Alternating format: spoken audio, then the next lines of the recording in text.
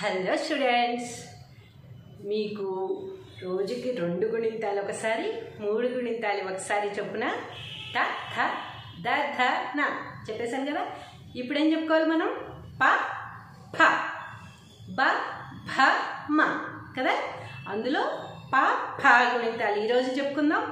బ భ మ అనే గుణింతాలు రేపు చెప్పుకుందాం. ఈరోజు 2 గుణింతాలు ఏమిటి? ప ఫ రాసేసుకుందాం. మరి రెడీ. ప గుణింతము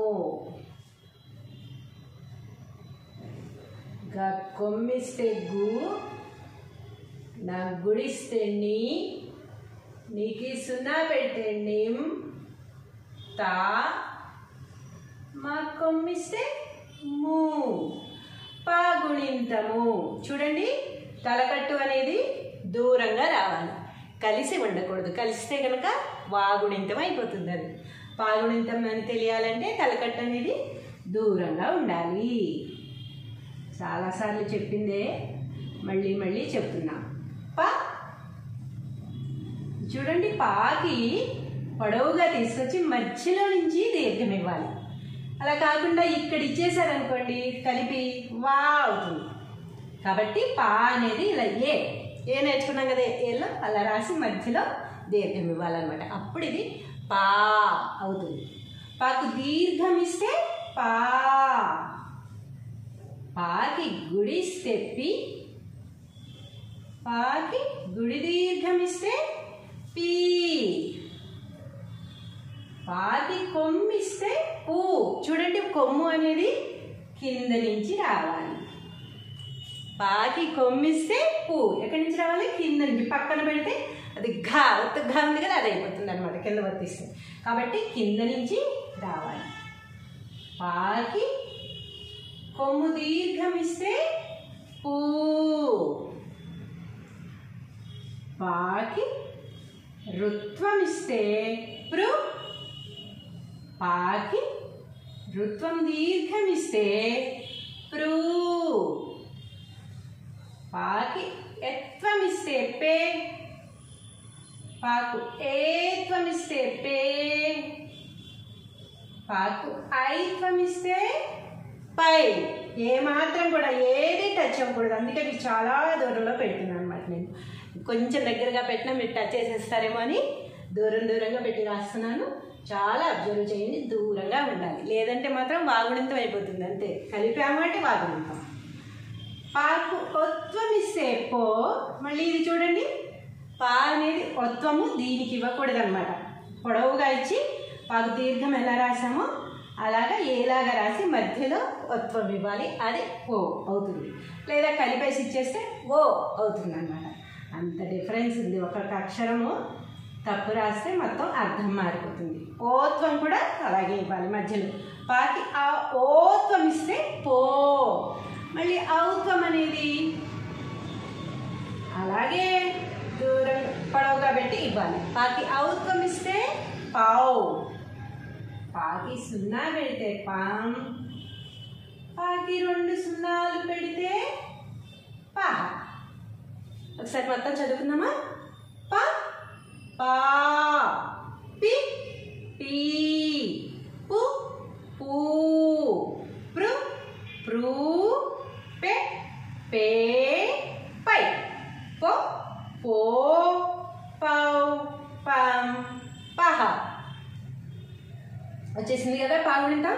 పాగుణింతం కూడా సేమ్ యాజ్ ఇట్ ఈజే ఉంటుంది. కింద ఒక ఒత్తు వస్తుంది అంతే. అయినా సరే రాసుకుందాం. ఎందుకు వదిలేయాలి? మీకు మొత్తం నేర్పించడానికే కదా నేనున్నది. కాబట్టి ప్రతి గుణింతము కూడా రాయడం జరుగుతుంది. మామూలుగా అయితే ఒక గుణింతం రాసేసి దానిలాగే ఉన్న గుణింతాలు నేర్చుకోండి అని వదిలేయచ్చు అన్నమాట. కాకపోతే ఎందుకు మొత్తం రాస్తే మీకు సాటిస్ఫాక్షన్ ఉంటుందని రాస్తున్నాను అన్నమాట. సేమ్ అలాగే రాయాలి, కింద ఒత్తు పెట్టాలి అంతే. ఫ, పాకు దీర్ఘం ఇస్తే ఫా, ఫాకి గుడి ఇస్తే ఫి, పాకు గుడి దీర్ఘమిస్తే పీ,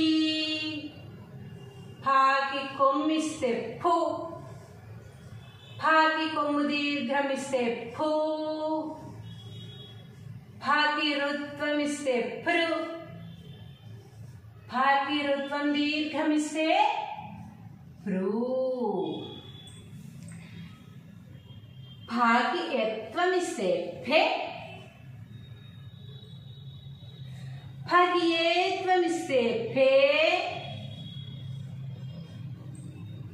ఫాకి ఐత్వమిస్తే ఫై,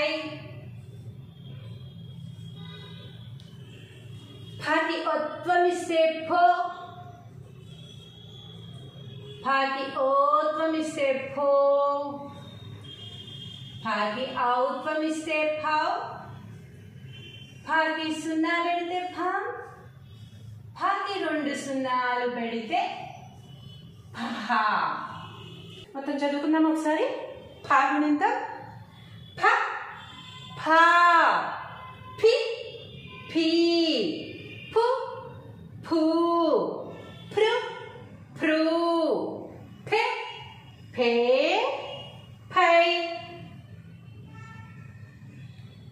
ఫై, ఫో, ఫో, ఫౌ, ఫం, ఫ.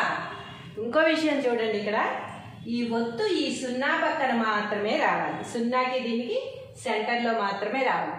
అలా కాకుండా మీరు ఒత్తు కొంచెం పక్కకి తీసుకువెళ్ళినా కూడా అది షా, శా, షా, శా, షా, సా ఉంది కదా, ఆ మధ్యలో షా ఉంది కదా, ఆ షా గుణింతం అయిపోతుంది. ఏమాత్రం మీరు పక్కకి తీసుకెళ్లారు ఒత్తు అంటే అది షా అయిపోతుంది.